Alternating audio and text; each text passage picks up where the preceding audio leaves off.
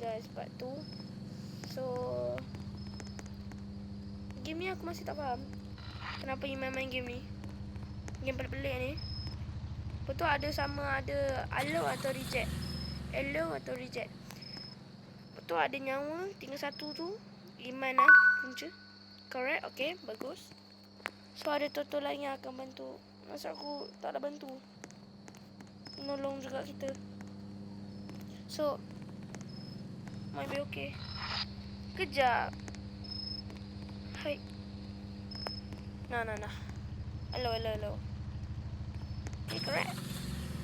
Yes, correct. Yay. Kan? Yeah. 26,000. Aku rasa ni game Indonesia.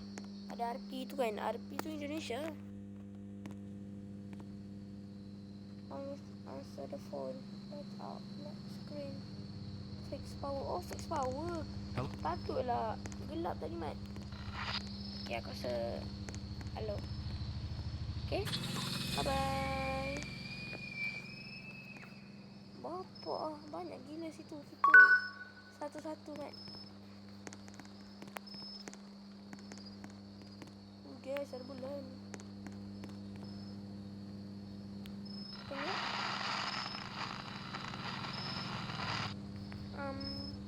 Good evening.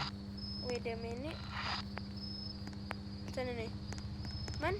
Kalau Kerek please kerek. 14,000 dah. Ya, RP tu kan Indonesia. Aku rasa Indonesia. Dilarang masuk. Sedang jeep. Apa benda lah. Man, mana kau? Man. Good evening. Tak muncul lagi. Kereta tu masih tak muncul. So kita allow dia. Okay, sila masuk. Masa aku sila keluar. Ni apa benda ni, aku rasa tak perlu pun. Ni apa putih ais? Boleh? Tak boleh. Habis juga game ni. Tapi makin lama makin pelik. Apa tu, kereta-kereta ni semua. Ada kereta terbalik, ada kereta tayar digeser. Hello there. Okay, goodbye. So kita allow dia. Allow salah. Bagi aku. Celeste talking sini sampai.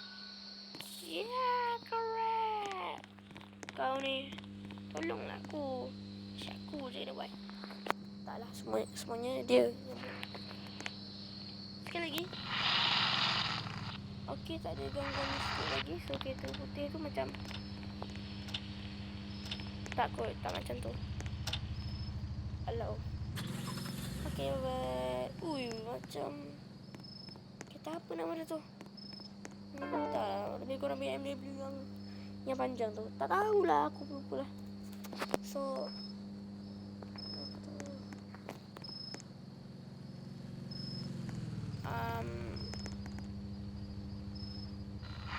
okay, hello.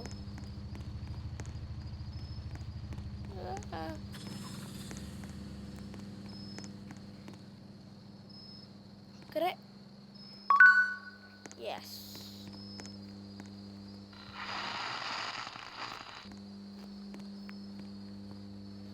Tak muncul pun kereta-kereta macam ni.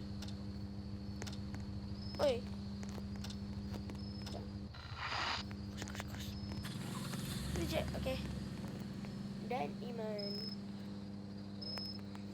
Sorry guys kalau kau tak dengar suara aku. Mari gitu saja.